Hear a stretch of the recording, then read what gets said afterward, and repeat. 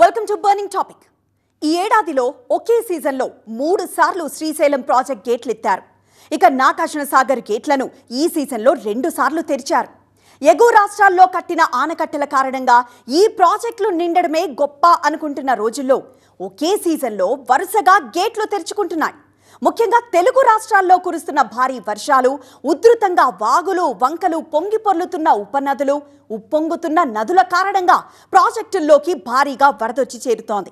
తెలుగు రాష్ట్రాల సరిహద్దుల నుంచి సముద్రంలో సంగమించేదాకా దాదాపుగా అన్ని నదులు, వాటిపై కట్టిన ప్రాజెక్టులు నిండుగా కనిపిస్తున్నాయి. తెలుగు రాష్ట్రాల్లో ఏ ప్రాజెక్టుల్లో ఎంత ఇన్ఫ్లో ఉంది, ఎంత అవుట్ఫ్లో వెళ్తుందో చెప్పుకుందాం ఇవాల్టి బర్నింగ్ టాపిక్లో.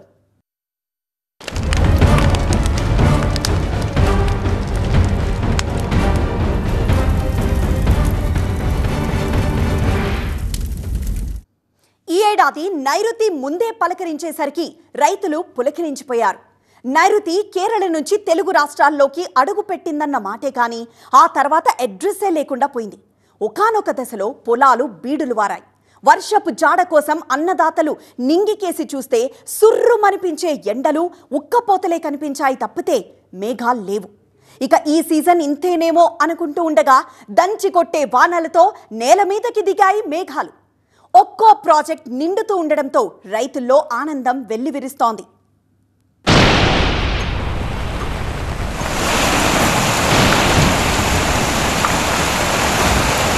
వరదలు రోడ్లని ముంచెత్తుతున్నాయా?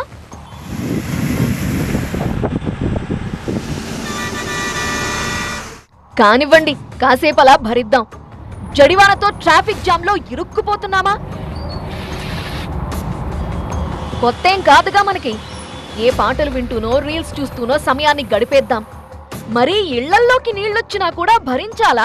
ఇప్పుడు పడ్డా ఇదే పరిస్థితి. చిన్న వాన పడ్డా ఏరియా నిండా నీళ్ళు వచ్చేస్తున్నాయి. పిల్లల స్కూళ్ళకి ఇబ్బంది అయిపోతుంది. మంచినీళ్ళు లేవు, ఓ పక్క పైపులు పగిలిపోయి ఉన్నాయి, స్నానాలకి నీళ్లు లేవు. అసలు ఎంత చాలా ఇబ్బంది పడిపోతుంది. రాత్రి నుంచి ఒకటే నీళ్లు, అన్నం వండుకోవడానికి లేదు, పడి ఉండడానికి లేదు, మంచాలు తడిచిపోయింది, సామాన్ తడిచిపోయింది, గ్యాస్ బండ తడిచిపోయింది. ఇప్పటికి అన్నం కూడా తినలేదు. చేసేదేం లేదుగా. చిరాకుగా ఉన్న ఆ జలతరంగిణిని ఆహ్వానిద్దాం.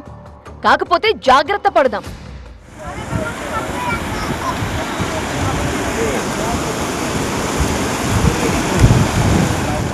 అధికారులు చెప్పేది విందాం.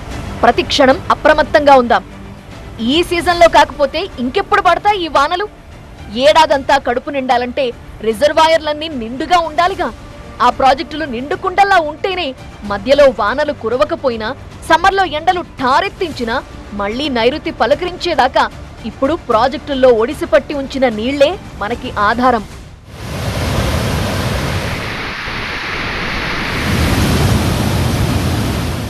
సో ప్రాజెక్టులు, వాటిల్లోని నీటి నిల్వలు, వస్తున్న ఇన్ఫ్లో, వెళుతున్న అవుట్ఫ్లో చూస్తే కర్ణాటకలోనూ వర్షాలు దంచి కొడుతుండటంతో కృష్ణానది పోటెత్తుతోంది. జూరాల రిజర్వాయర్ నుంచి 1,04,628 క్యూసెక్కుల నీటిని వదులుతున్నారు. అటు సుంకేసుల ప్రాజెక్టు నుంచి 42,669 క్యూసెక్కుల నీరొస్తోంది. 95,000 క్యూసెక్కుల ఇన్ఫ్లో కనిపిస్తోంది. దీంతో 10 గేట్ల ద్వారా 104,000 క్యూసెక్కుల నీటిని వదులుతున్నారు. జూరాల ప్రాజెక్టు పూర్తిస్థాయి నీటిమట్టం 318.5 మీటర్లు. ప్రస్తుతం 317.75 మీటర్ల వరకు నీళ్లున్నాయి. జూరాల ప్రాజెక్టు పూర్తి స్థాయి నీటి నిల్వ సామర్థ్యం 9.65 టీఎంసీలు. ప్రస్తుతం 8.14 టీఎంసీల నిల్వ ఉంది. అందుకే ఎగువ దిగువ జూరాల జల విద్యుత్ కేంద్రాల్లో విద్యుదుత్పత్తి చేస్తున్నారు.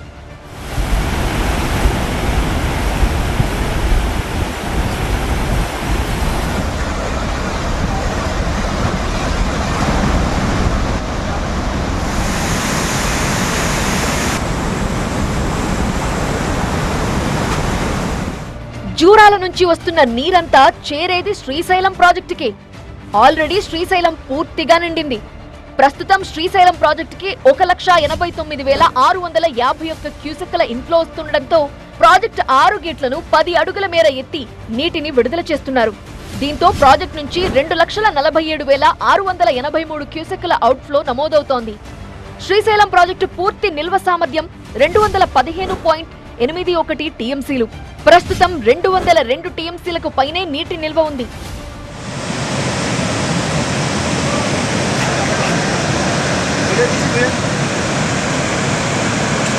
Yes.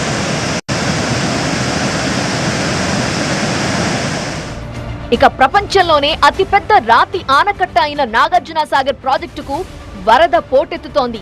శ్రీశైలం నుంచి నీటిని వదలటంతో నాగార్జున సాగర్ పూర్తి స్థాయిలో నిండింది. ఎగువ నుండి ఇంకా వరద వస్తూనే ఉంది. ఇన్ఫ్లో కంటే అవుట్ఫ్లోనే ఎక్కువగా ఉంది.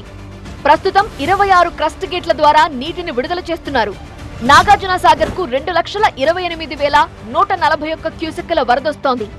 2,73,117 క్యూసెక్కుల నీటిని వదులుతున్నారు. నాగార్జున సాగర్ పూర్తి స్థాయి నీటి మట్టం 590 అడుగులు. ప్రస్తుత నీటి మట్టం 589 అడుగులకి చేరింది. అంటే పూర్తిగా నిండినట్టే. ఇక నాగార్జున సాగర్ నీటి నిల్వ సామర్థ్యం 312 టీఎంసీలు. ప్రస్తుతం నిల్వ చేసిన నీరు 309 టీఎంసీలకు పైనే. దీంతో నాగార్జున సాగర్ ప్రాజెక్టులో విద్యుదుత్పత్తి స్పీడ్ అందుకుంది.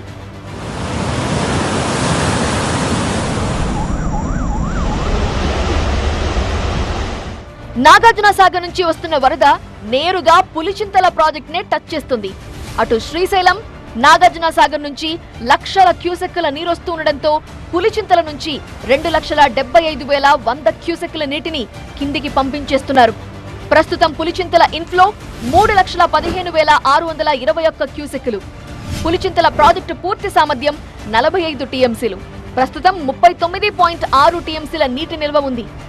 పులిచింతల నుండి వరద బయటకొచ్చిందంటే ఇక ఆ నీళ్లు ఆగేది ప్రకాశం బ్యారేజ్ దగ్గరే. ఆల్రెడీ ప్రకాశం బ్యారేజ్ కి 3,35,238 క్యూసెక్కుల వరద వస్తోంది. దీంతో వచ్చిన నీటిని వచ్చినట్టే వదిలిపెడుతున్నారు. ప్రకాశం బ్యారేజ్ దగ్గర నీటి మట్టం 12 అడుగులకు చేరటంతో మొత్తం 70 గేట్ల ద్వారా నీటిని విడిచిపెడుతున్నారు.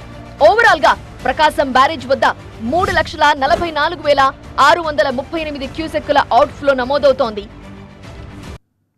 సాధారణంగా గోదావరి ముందుగా పోటెత్తుతుంది. తెలుగు రాష్ట్రాలను నైరుతి తాకిన తర్వాత గోదావరికే ముందుగా వరదలొస్తాయి. గోదావరి ఎరుపెక్కిన తర్వాతే కృష్ణానది ఉప్పొంగుతుంది. ఇది సర్వసాధారణంగా జరిగే ప్రక్రియే.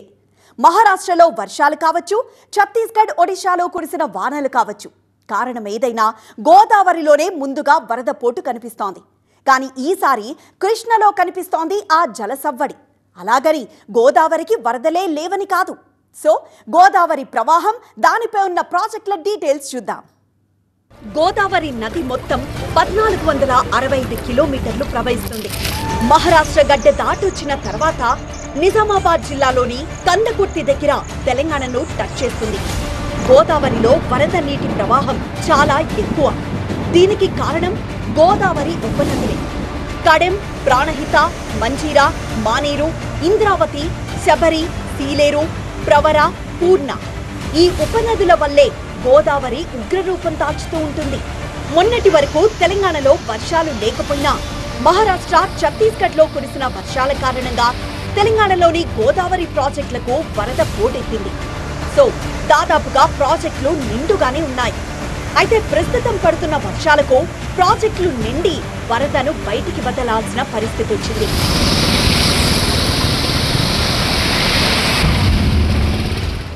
ముందుగా నిజామాబాద్ జిల్లాలోని శ్రీరామ్ సాగర్ ప్రాజెక్ట్ అప్డేట్ చూస్తే 12,800 క్యూసెక్కుల వరద వచ్చి చేరుతోంది. ఈ ప్రాజెక్టు పూర్తి స్థాయి నీటి మట్టం 1,091 అడుగులు. ప్రస్తుతం 1,080 అడుగులకు చేరుకుంది. ప్రాజెక్టు పూర్తి స్థాయి నీటి సామర్థ్యం 80 టీఎంసీలైతే ప్రస్తుతం 45.16 టీఎంసీల నీటి నిలువ ఉంది. అందుకే శ్రీరామ్ సాగర్ నుంచి నీటిని వదలడం లేదు. ఇందాక చెప్పుకున్నట్లు గోదావరికి ఉపనదులే ప్రధాన బలం. అలా గోదావరి ఉపనదిపై కట్టిందే కడెం ప్రాజెక్ట్. ఎగువ ప్రాంతాల్లో కురుస్తున్న వర్షానికి ఈ కడెం ప్రాజెక్టులోకి వరద నీరు చేరుతోంది. ప్రస్తుతం కడెం ప్రాజెక్టుకు ఇన్ఫ్లో 40,066 క్యూసెక్కులుంటే 3 గేట్లు ఓపెన్ చేసి 18,097 క్యూసెక్కుల నీటిని వదులుతున్నారు. కడెం ప్రాజెక్టు పూర్తి స్థాయి నీటి సామర్థ్యం 4.69 టీఎంసీలు. ప్రస్తుతం నీటి సామర్థ్యం 3.72 టీఎంసీలు. ఇక ఈ ప్రాజెక్టు పూర్తి స్థాయి నీటి మట్టం 700 అడుగులైతే ప్రస్తుత నీటి మట్టం 695.95 అడుగులుగా ఉంది. అంటే నిండు కుండను తలపిస్తున్నట్టే లెక్క. అందుకే ప్రాజెక్ట్ నుంచి అవుట్ఫ్లో కనిపిస్తోంది.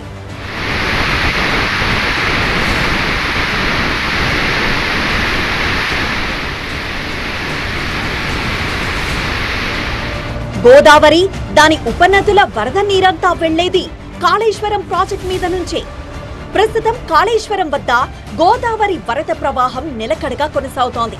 ముఖ్యంగా మేడిగడ్డ లక్ష్మీ బరాజ్ దగ్గర ఇన్ఫ్లో 1,09,000 క్యూసెక్కులుగా ఉంటే అవుట్ఫ్లో కూడా అంతే ఉంది. మొత్తం 85 గేట్లను పూర్తి స్థాయిలో ఓపెన్ చేసి ఉంచారు. ఈ ఏడాది జూన్ 1వ తేదీ నుంచి ఇప్పటి వరకు మేడిగడ్డ బరాజ్ మీదుగా 713 టీఎంసీల నీటిని దిగువకు వదిలేశారు అధికారులు.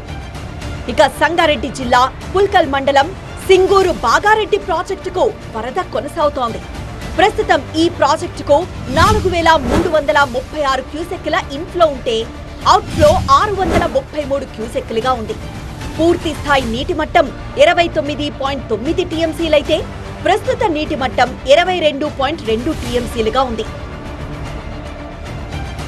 మరోవైపు కూసుమంచి మండలం పాలేరు రిజర్వాయర్కు వరదొచ్చి చేరుతోంది. ప్రస్తుతం ఇన్ఫ్లో 10,000 క్యూసెక్కులుంటే అవుట్ఫ్లో కూడా 10,000 క్యూసెక్కులుగా ఉంది.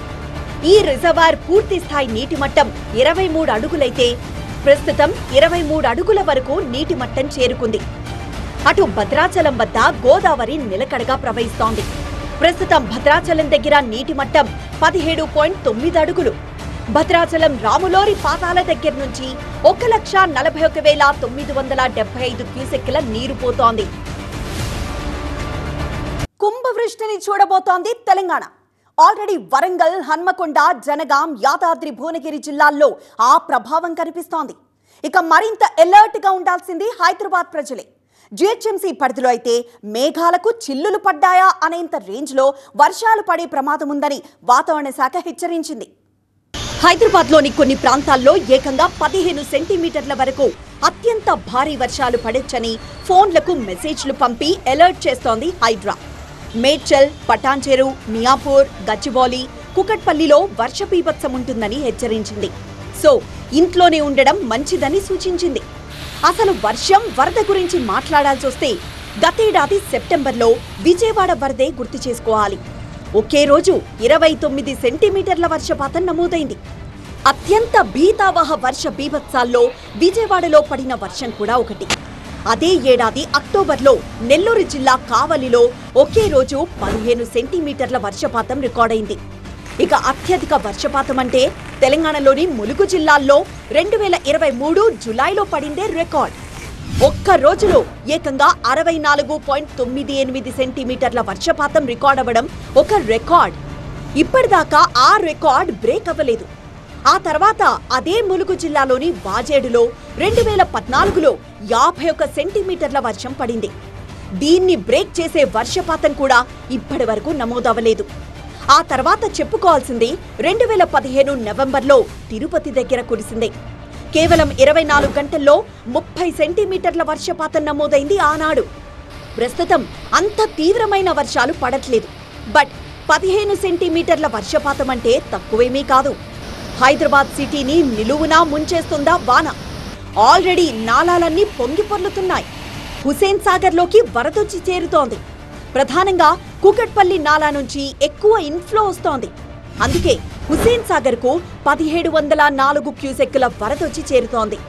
దీంతో తూముల ద్వారా 869 క్యూసెక్కుల నీటిని వదులుతున్నారు. హుసేన్ సాగర్ నుంచి వచ్చే నీరంతా చేరేది మూసీలోకే. ఇప్పటికే మూసీ పరివాహక ప్రాంతాలను అలర్ట్ చేసింది ప్రభుత్వం. ఎగువన సైతం వర్షాలు కురుస్తూ ఉండడం, జంట జలాశయాలకు వరద ప్రవాహం పెరగడంతో ఈ ప్రాజెక్టుల గేట్లు ఎత్తారు. హిమాయత్ సాగర్కు 1600 క్యూసెక్కుల ఇన్ఫ్లో వస్తోంది. ఇప్పటికే హిమాయత్ సాగర్ నిండిపోవడంతో 4 గేట్లను 3 అడుగుల వరకు ఓపెన్ చేసి ప్రాజెక్ట్ నుంచి 3854 క్యూసెక్కుల నీటిని వదులుతున్నారు.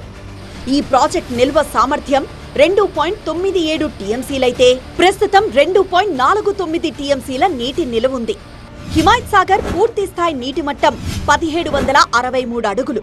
ప్రస్తుతం 1761 అడుగుల నీటి మట్టం ఉంది. అటు ఉస్మాన్ సాగర్ కూడా దాదాపుగా నిండింది. పూర్తి స్థాయి నీటి మట్టం 1790 అడుగులు. ప్రస్తుత నీటి మట్టం 1784 అడుగులుగా ఉంది.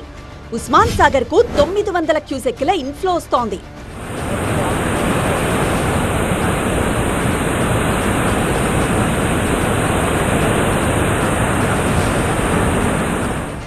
ప్రాజెక్టులు నిండుతున్నా అనగానే అందరూ బండ్లేసుకొని చూడ్డానికి వెళ్లిపోతారు. ప్రాజెక్టు గేట్ల నుంచి పాలనొరుగు తరహాలో ఆ వరదంతా బయటకొస్తుంటే చూసి మురిసిపోతారు. ప్రాజెక్టుల నుంచి పరవళ్లు తొక్కే ప్రవాహాన్ని, అక్కడి తుంపర్ల వానను ఆస్వాదిస్తారు చాలామంది. ప్రాజెక్టుల్లో ఉన్నంత వరకే నీటి నిల్వ. ఒక్కసారి ఆ ఆనకట్ట దాటి బయటకొచ్చిందంటే ఇక ఆ గంగ కలిసేది సముద్రంలోకే. ఒక్కసారి సంద్రంలో సంగమించే ఆ వరద నీటిని కూడా చూస్తే అప్పుడు తెలుస్తుంది ఎంత నీటిని మనం వృధాగా సముద్రంలోకి విడిచిపెడుతున్నామో. ఇప్పటికైనా ఆ నీటిని ఒడిసి పట్టాలంటే వీలైనన్ని ప్రాజెక్టులు కట్టుకోవడమో లేక నదులను అనుసంధానం చేయడమో చేయాలి.